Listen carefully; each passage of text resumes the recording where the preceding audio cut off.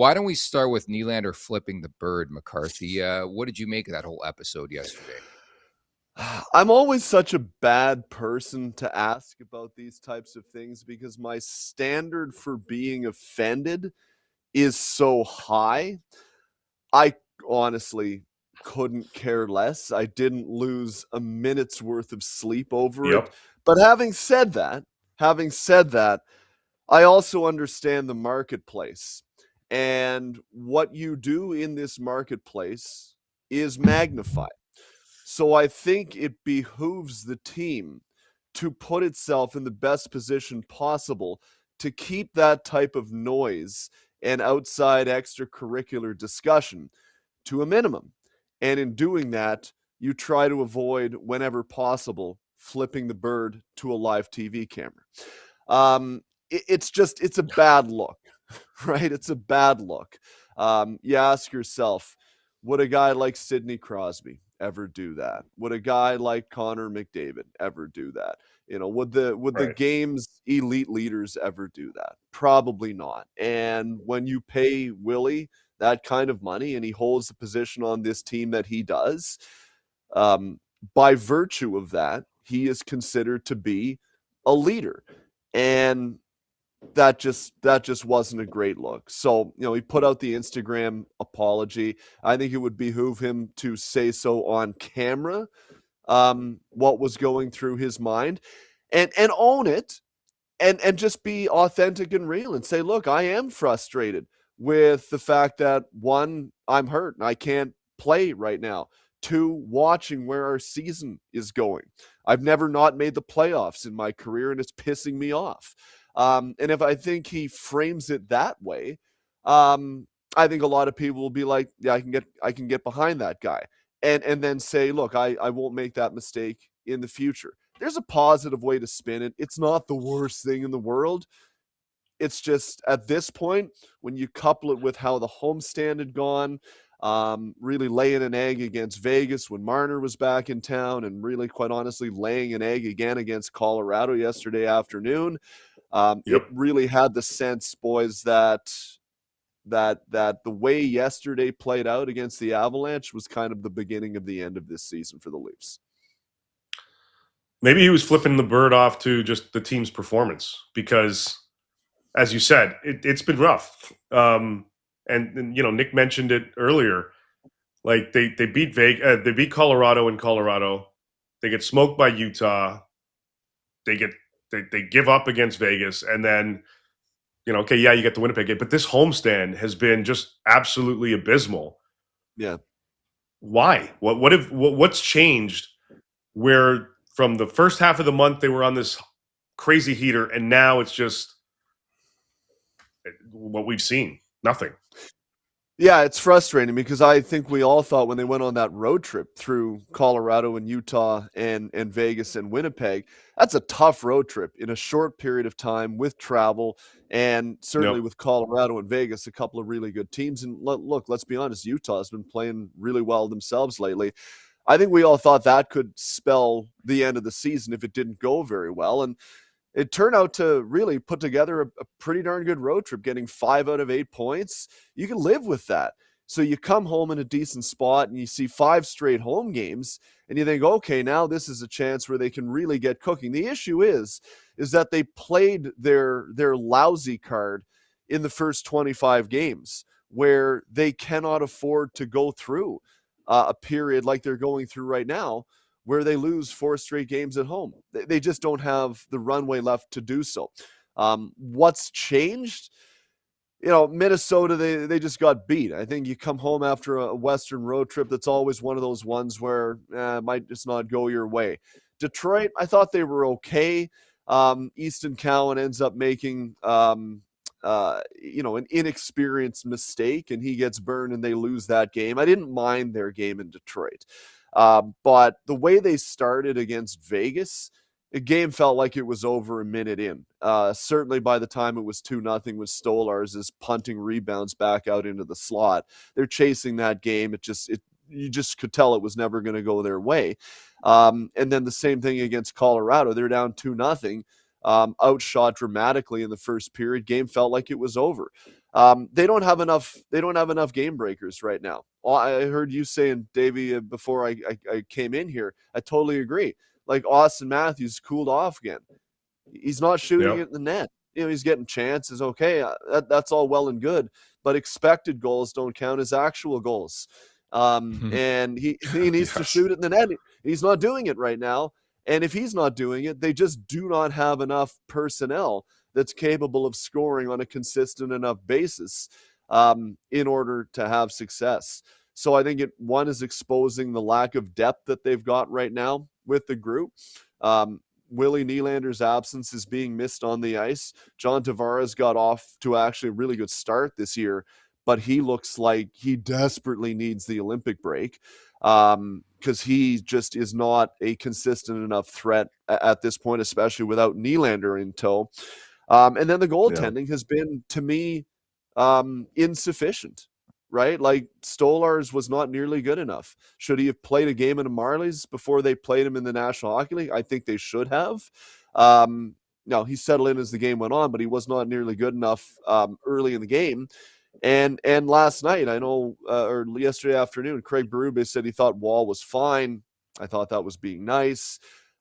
There were some goals that I'd like him to have stopped. The low glove goal, from the top of the circle, like no one in front. You got to make a stop there. So the goaltending hasn't been good enough either. And when you add all that up, and then you're facing a good opponent like a Vegas or a Colorado, you're just not in a really good position for success.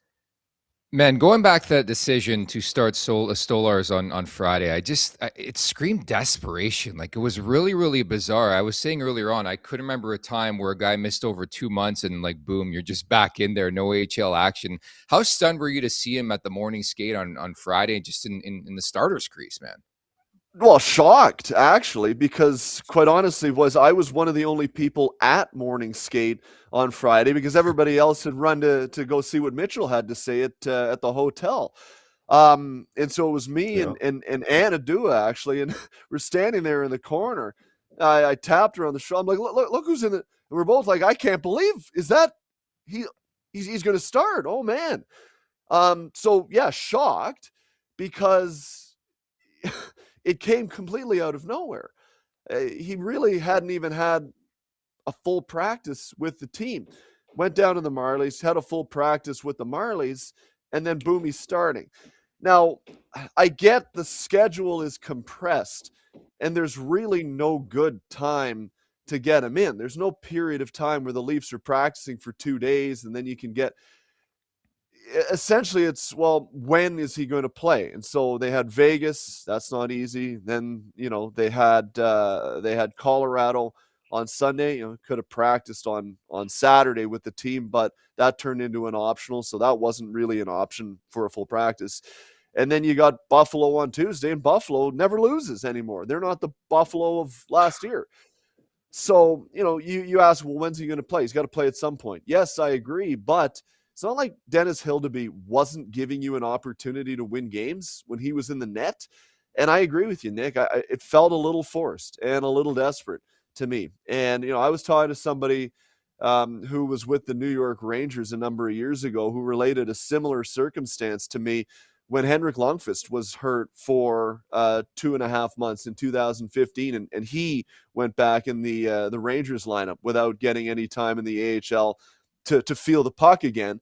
And it was a similar circumstance where he was just punching rebounds back out into the slot and not handling the puck very well. And that's what it looked to me happened with Stolarz. He settled back in sort of as the game went on, but by then it was too late. So yeah, I thought that was a miss. And when Craig Berube said that it's not his call, when he was asked if he should have started Stolarz, if Stolarz should have started in the American Hockey League, that to me suggested that it was Brad Treliving's call that Stolarz is starting tonight. And, that's his call, I guess, as the manager. But, I think that one was a miss because Stolarz did not look comfortable early in that game.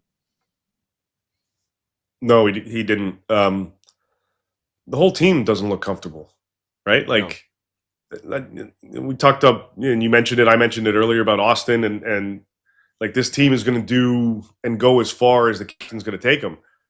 But he needs support, and we just haven't seen that across the board for this group. And clearly seen that when there are injuries, they don't have reinforcements that are able to step up and next man up kind of mentality to take the reins. What do they need that you see, Dave, about this club that can help mitigate some of these flaws?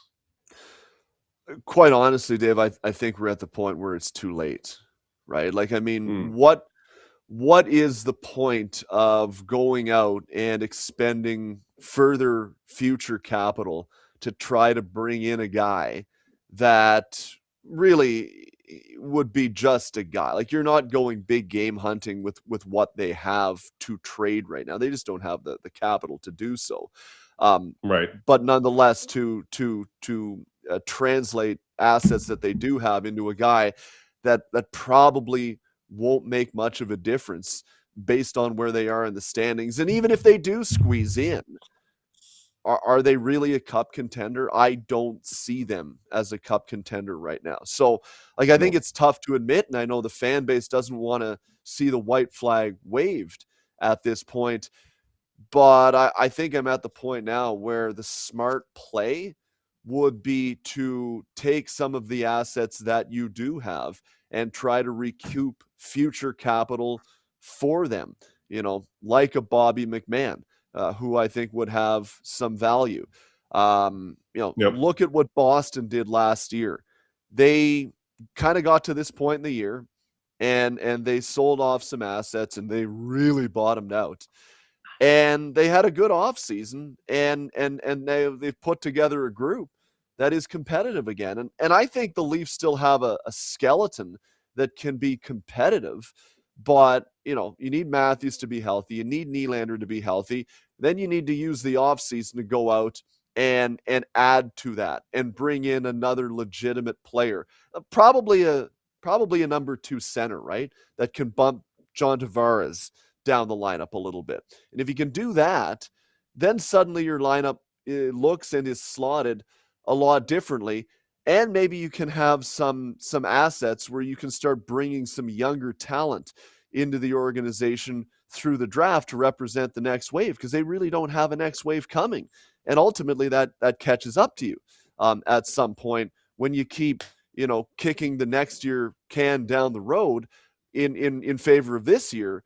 You run into a point in time where you don't have any young, cheap, elite talent coming up, and that's where they're at right now. So, yeah, like I don't think it makes sense to go out and try to salvage this year at this point, boys. Would you really think I'm off base on that, or?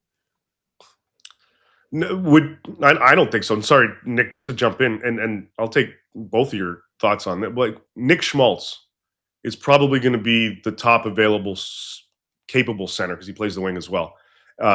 In free agency in July, by all accounts, he's going to hit. You giving him $8 million? Nick, it's your show.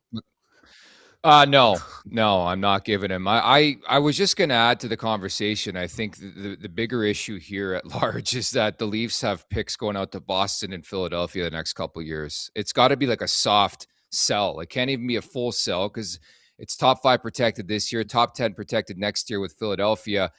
And I think it's going to be a dangerous game, Dave McCarthy, to get involved in, a pissing match with other teams trying to get Nick Schmaltz this summer. Like that's going to be intriguing to monitor too. It's like, yeah, the Leafs will be linked to all these names, but you're going to have to get in a negotiation and a derby with all these different teams, and the price is going to go up. I think he's going to get overpaid. I think he's a prime example of a guy getting overpaid this summer. Yeah, I agree with that, because the free agency class really is so lean this year. And, I'm just looking up his production. Like, he's a serviceable player, but he's never once been close to a point a game in his career. Like, he just hasn't. His career high I'm looking at right now is 63 points. Like, he's basically a 20 goal guy, 55 to 60 point type guy. And I know we have to recalibrate how we think of the salary cap. Like, 8 million where we're at now is kind of like maybe 5.5, 6 million where our mindset was maybe 3 or 4 years ago.